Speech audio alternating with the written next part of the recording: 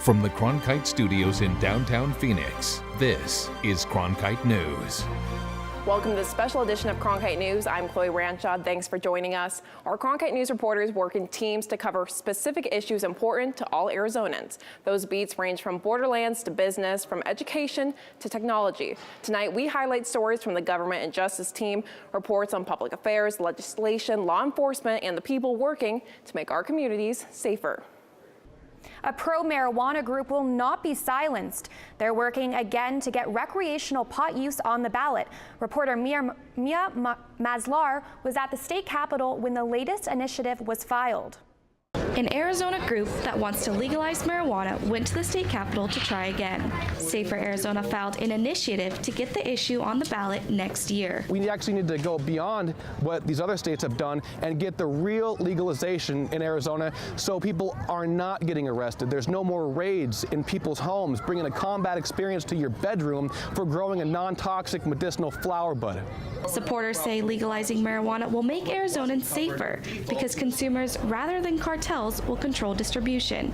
Opponents warn it will hurt families. The substance is not a benefit to our young people, especially. We have ASU in this town. It's the largest university in the country, and the studies show that when this stuff is legalized or decriminalized, the usage goes up. Those backing the new initiative say Prop 205, which lost by less than 80,000 votes last year, had too many flaws. But Safer Arizona hopes to gain support for their new initiative. The group needs more than 150,000 valid signatures by July 2018. If the group gathers enough signatures, this will be the third time Arizona votes on recreational marijuana use. Similar proposals were defeated in 2002 and 2016. There's lots of different techniques going to events. We go to First Fridays a lot. There's the Gem and Jam Festival in Tucson. There's so many different kinds of things going on that we can send our volunteers to. Wisniewski believes 2018 will be the year it makes it on the ballot and passes. In Phoenix, Mia Mazlar, Cronkite News. Safer Arizona says the initiative will repeal Arizona's prohibition statute. Those in jail for marijuana charges could be resentenced under the new laws. Arizona will soon add questions to the written driver's license test about how drivers should act during a routine traffic stop. Reporter Allison Gargaro met with an officer who is teaching a group of soon-to-be drivers what to do. We all get nervous when we see the lights. Jim Fall teaches driver's ed at Mesa Mountain View High School. He's already trying to teach his students how to handle a traffic stop. We're teaching them that sometimes the police officer sees things differently as they approach from behind. Don't panic. And now there will be new questions on that topic on Arizona's written driver's license test. State Representative Reginald Boulding and other community leaders came up with standard tactics for drivers to follow when stopped by an officer. But I feel good to say that Arizona, we're actually first in the nation as far as looking at ways to curb officer-involved shootings through driving. This new test could be out as soon as March to offer a consistent standard to drivers and police for how to act during a routine traffic stop. There's a misalignment between what officers expect of drivers and what drivers expect of officers. But the expectation is that when they see a motorcycle officer or a police officer behind them with their lights flashing, it's to pull over to the right. I'd be like trying to look, oh, do I have my license with me? Do I have my registration? Like trying to look for it. But he told us just stay calm and wait for him to come up. If you're pulled over by a police officer while driving, they recommend that you keep both hands on the wheel and visible at all times. Roll your window down and turn the dome light on if it's dark outside, and then wait for further instructions from the officer. One reason for the new test is that Arizona's expansive gun laws can put police and drivers at risk. A lot of people have guns in their cars, so the movement you make in the car can appear to them to be confrontational. If a person has a gun in the vehicle, that they, while they're seated and their hands are on the steering wheel, that they just let the officer know, hey, I have a weapon and it's in this location in the car. So that the officer knows that up front, that's where it's at, and the officer can then give instruction to the driver. It's driver's education that may help save a life. No one should ever leave a traffic stop in a body bag. In Phoenix, Allison Gargaro, Cronkite News. Advocates hope the word will get out to people who've already taken the test through family, friends, and media coverage. The American Cancer Society and Cancer Action Network had its annual Awareness Day on the Capitol's front lawn. Reporter Joe Constantine was there to talk with activists and survivors. Cancer centers, legislators, volunteers, and survivors all gathered on the Capitol's front lawn today for a day of speakers, conversations, and messages to the legislators. Last year alone, more than 800 Arizonans lost their lives to breast cancer. Better screening with the help of 3D technology may be able to reduce those numbers in the future. For 2D mammogram, you get about 4 images. With 3D, you get almost 60 images. Less callbacks for the patients, better detection, especially with patients with dense breasts. For over 10 years, people have been meeting on the Capitol's front lawn for cancer awareness. Today's goal in particular is to gain support for bills that they believe could lower the cancer rates in Arizona. Cancer is the leading cause of death in the state of Arizona. More than 12,000 people, it's estimated, will pass away from cancer this year. And there are policies that we can implement that will help drive that number down. A current House bill that would no longer allow minors to use tanning beds is one bill in particular that survivors like Linda Sinonian are fighting for. I was one of the ones that was asked to come to the House of Representatives here and talk about skin cancer and what it means, and young women and men that get in these tanning booths. And we really, really need to pray and support that the Senate passes the bill. Another bill to raise the age to purchase tobacco to 21 has been recently killed. But after today, activists hope to get legislators back to the drawing board. At the state capitol, Joe Constantine, Cronkite News. The House bill on prohibiting minors from tanning bed use passed through the Senate second reading on Monday. A program in Florence is training horses and burros for adoption, but you'd be surprised by who is doing the training. Cronkite News reporter Chloe Ranshaw headed out to the ranch to find out more. These ranchers had an unlikely start to training horses and burros. I met up with a few this morning just before their workday started at sunrise. For Leland Jacko, training horses is not a hobby, but a prison sentence for a felony he committed in 2012. And this ranch that houses 35 horses at a time is Arizona State Prison property. When we're out here, it's a whole different world from being in there. You know, we get to actually come out here and you know, that we have a purpose out here. So around 20 inmates, all personally interviewed by head instructor Randy Helm, domesticate horses and burros in the program run by the Arizona State Corrections Department. Most inmates enter the program without any experience and stay until the end of their sentence. They really have to make a commitment to the horse or the burro, and the relationship, if you will, really starts developing there. And you know, they rely on us. Burros like Marbles next to me here are overpopulated in the state of Arizona, and while this program helps inmates with their rehabilitation, it also helps wildlife as well and puts these animals to good use. Whether that's individuals, trails, trail riding horses, that's the primary function or primary adopter. Ranchers adopt quite a few, and of course Border Patrol adopts them as well. Horses and burros cycle through the program. In a few days, Jacko will say goodbye as well. Yeah, he gets to go home with me. But not to his horse Tonto. Jacko will be adopting the horse himself. As unfortunate as it may seem, coming to prison and stuff like that, this has probably been one of the better things that's happened to me in my life. You know, it just made me realize that there's still so much out there. Jacko will be released after serving a 4-year, 6-month sentence next week. In the past 5 years, Helm has seen only 2 inmates reincarcerated after completing his program. In the broadcast center, Chloe Ranshaw, Cronkite News.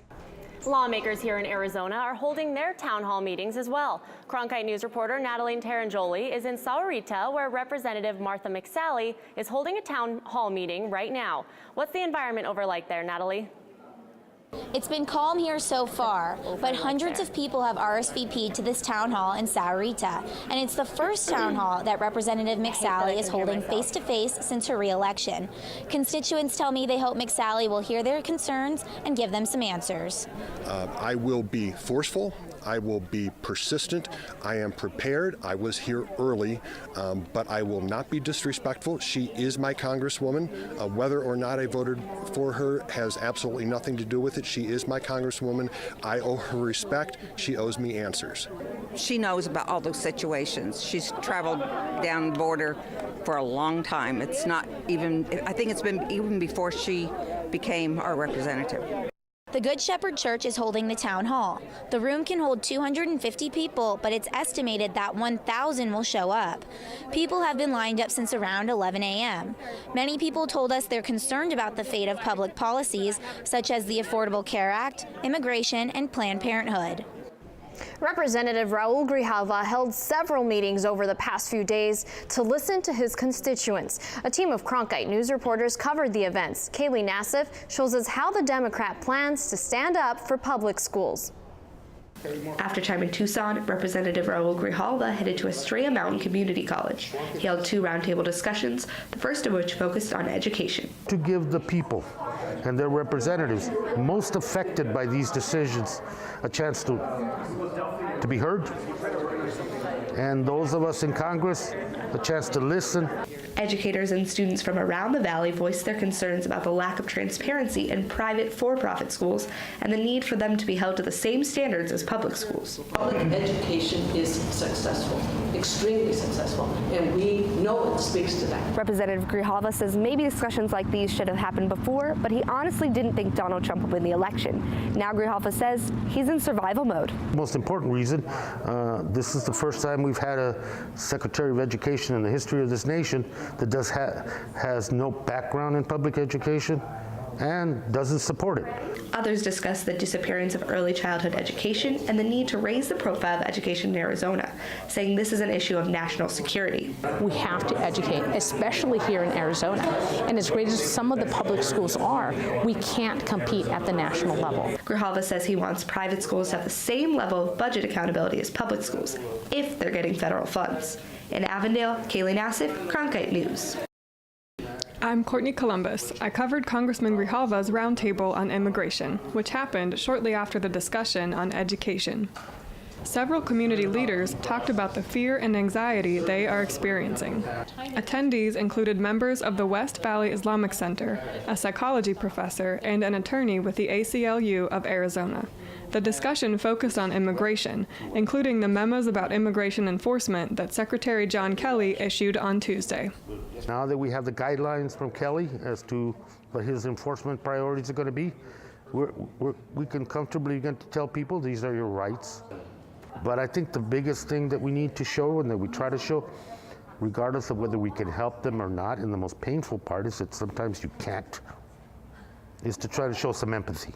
Grijalva also discussed the Trump administration's executive order limiting travel from 7 majority Muslim countries. We haven't had this threat to our country's security since we interned 150,000 Japanese Americans and legal permanent residents and citizens in internment camps. One participant, Dr. Mohammed Ilyas, recounted a story of traveling from Canada to the U.S. a few days ago. He nearly missed his flight because he was stopped by immigration officials. He said it took more than an hour for him to be cleared to travel. This whole thing just tells me that you already knew when to clear me. You know, you just are harassing me for no reason. Dr. Ilyas said he had visited Dubai and Saudi Arabia a few months ago and had returned to the U.S. with no problems. In Avondale, Courtney Columbus, Cronkite News. Maricopa County Sheriff Paul Penzone said last Friday that MCSO will no longer hold immigrants past their court-ordered release date as a courtesy to ICE. And 33 suspected immigrants have since been released. MCSO Captain Mike Dawson gave the media a tour and broke down the MCSO booking process from start to finish. 80,000 people were arrested in Maricopa County last year, and they all went through the same booking process. There's no like typical day. First, each inmate is assessed by a medical team to ensure they're healthy enough to enter the system. Once they've cleared the health inspection, inmates begin to go through the booking process, which involves being seen by ICE agents. As we get down towards the end, you will see where ICE is stationed with their own computers down there. There's a final review of the bookings, and then it's on to the search area. This is essentially the very end of the process before MCSO actually takes custody of a prisoner from another agency. The search involves scanners, metal detectors, and pat searches. When we step through this wall, through this door, you're gonna kind of see a wall here. That's where all the search happens. We have one final metal detector they step through. The inmates are then put into a holding area where they wait for identification. Dawson says it only takes 20 minutes to identify if the inmate has additional warrants, even if they're from outside of the country. Within 24 hours, they enter appearance court, where the release conditions are decided. So they can be given a bond, they could be given no bond and have to stay in jail. They could be released on recognizance. If they are released, they will actually come around this corner. We're going to step into this hallway down here, and that's where the release process actually happens. They get their clothing and property back. This is the last step to freedom. This is what everybody wants to see when they're booked into jail right here. Jails would previously hold individuals who had court-granted releases for an additional 24 to 48 hours, so ICE had the opportunity to pick them up and investigate their immigration status. But Maricopa County Attorney Bill Montgomery said the letter of the law is clear. You can't hold someone on the basis of a civil immigration retainer. But MCSO will continue to transfer custody to ICE when requested. Trump's speech tonight may try to bring America together, but many Democrats and Republicans in Arizona remain divided. Cronkite News reporter Danielle Kernkamp spoke to different advocacy groups to get their perspectives. I reached out to more than a dozen organizations this morning to learn more about what Democrats and Republicans in Arizona hope to see in Trump's speech tonight. I will be watching tonight. I will watch parts of it. I will watch as much as I possibly can. They may watch, but they won't see eye to eye. I don't expect him to, in his speech, to reflect the true needs of the people of this country. Kim Owens is the executive director of a Republican women's leadership training program, and she says that even though she disagreed with some of former President Barack Obama's policies, it was still important to watch his speeches. He was my president. If I agreed with him or not, the only way I could form a true opinion based on fact was to hear the words and determine for myself what I could or couldn't agree with. Lois Burstein, the co-founder of Roadrunner Democrats, believes health care is a topic that needs to be discussed. This is absurd. We need to support Social Security. We need to support Medicare. We need a Medicare system for all, and by raising the cap, it would take care of all of this. I want to hear how he's going to make 2017 policies match up with 2017 America. That whether that be on taxation, education, the workplace, the military, how are we looking at things today that really affect how we live today? Going into the speech tonight, the latest NBC Wall Street Journal poll has Trump's latest approval rating at 44%. Cronkite News wants to hear from Arizonans following the address. Share your opinions and tag us on Twitter and Facebook at Cronkite News. Live in the Media Center, Danielle Kernkamp, Cronkite News. Jewish community centers nationwide have been receiving bomb threats in waves, and yesterday they hit Arizona. Cronkite News reporter Natalie Tarangoli spoke with leaders in the Jewish community about the impact. Arizona has long been home to about 100,000 Jews, but one rabbi in Phoenix told me Arizona has never seen anti-Semitism to the degree that it is being seen today, so they aren't taking these threats lightly. The Jewish Community Center of North America reports the number of bomb threats to community centers has now grown to 100, and that's just since the beginning of the year. There have now been 5 waves of threats made in 33 states and 2 Canadian provinces. There is unprecedented anti-Semitism in America that we're experiencing today. Unprecedented anti-Semitism here in Arizona that we haven't seen before. On Monday alone, there were 31 bomb threats made to community centers and day schools, including centers in Scottsdale and Tucson. The JCC of North America released this statement in response. Anti-Semitism of this nature should not and must not be allowed to endure in our communities. The Justice Department, Homeland Security, the FBI, and the White House, alongside Congress and local officials, must speak out, and speak out forcefully against this scourge of anti-Semitism impacting communities across the country. Yanklowitz said historically, Jews have felt safe in America and Arizona. While the threats are concerning, they say they are not afraid. Unfortunately, the Jewish people has a very long history of pogroms and crusades and Holocaust, and we're very strong from that history. So rather than be afraid, our community is prepared to respond in full force. The Anti-Defamation League of Arizona calls the bomb threats disturbing. There's fear. because it's not just the institution that it affects, it's also the neighborhood, and it's also the entire community. We will never take a threat lightly. We'll always take it seriously. At the same time, we'll never back down in fear. The Anti-Defamation League of Arizona advises Jewish community centers and day schools to remain vigilant and make sure they're following their security policies. In the broadcast center, Natalie Tarangoli, Cronkite News. A new virtual block watch pilot program was introduced this morning at Phoenix City Hall. It's an effort to empower local police with the tools already in use in neighborhoods and retail areas. Reporter Joe Constantine was there to find out more. Cameras are everywhere, from your smartphone to the shopping mall, and in some cases, on your own front porch. Now, a pilot program for using this camera network, known as Virtual Watch Block, aims to gather video surveillance from neighborhoods and shopping centers. This partnership will allow residents to share that valuable information with investigators to help solve crimes in their neighborhoods. The purpose of Block Watch is to keep neighborhoods and shopping centers just as this one safer from crime in the Maryvale area. The program covers the entire Maryvale-Estrella Mountain precinct, a total of 75 square miles that is also home to more than 300,000 Phoenix residents. So one of the things that we're looking at in the future, if there's criminal activities happening in a certain area of town, that you have these surveillance cameras registered, and they can go back and ask for the cameras and the information so that they can use it during their investigation. In order to take part in Block Watch, residents must have their own surveillance system in place already. Police will not be given access to live feeds of the cameras. We're not going to have anyone looking into their neighbors'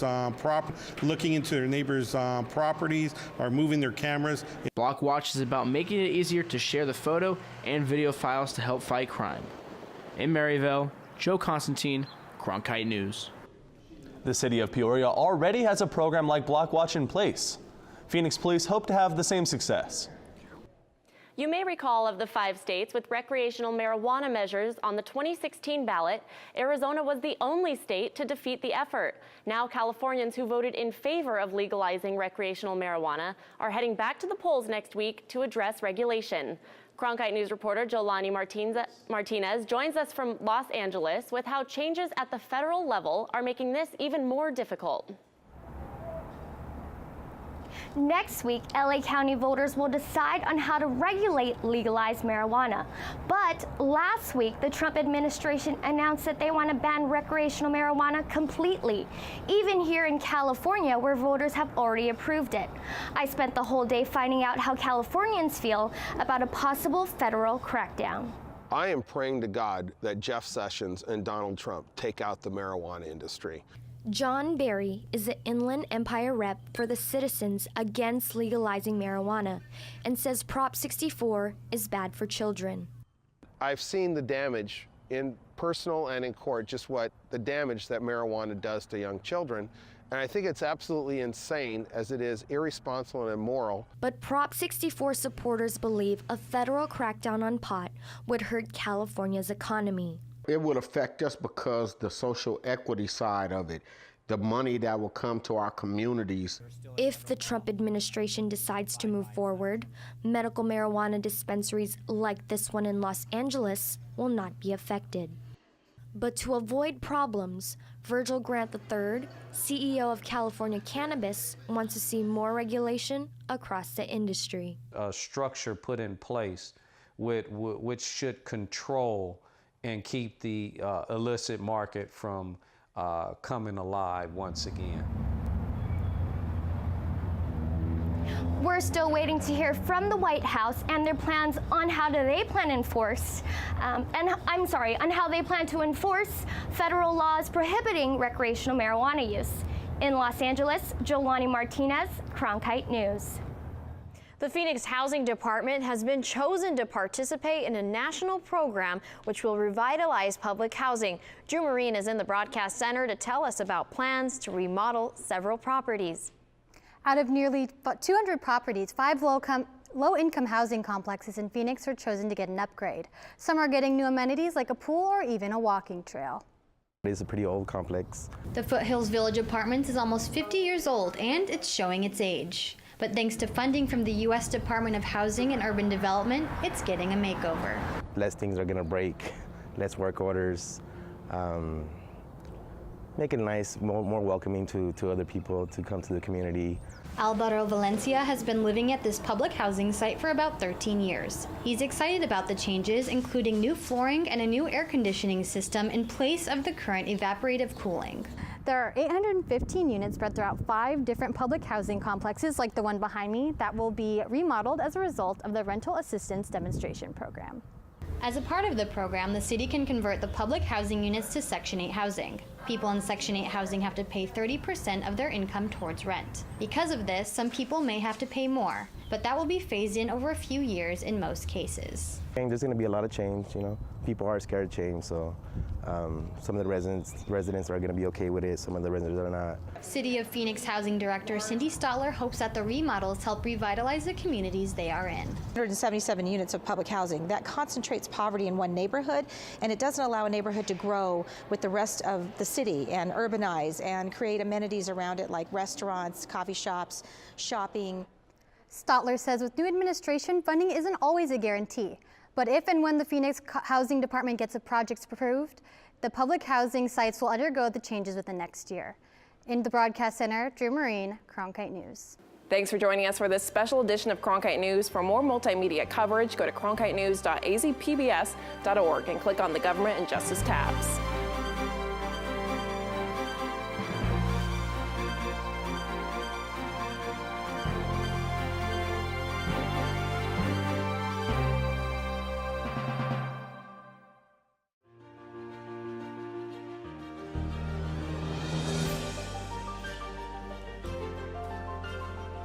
Officially from 36, and he hooks it in! Arizona State wins! Keeping one deep, and it is caught! Jalen Strong!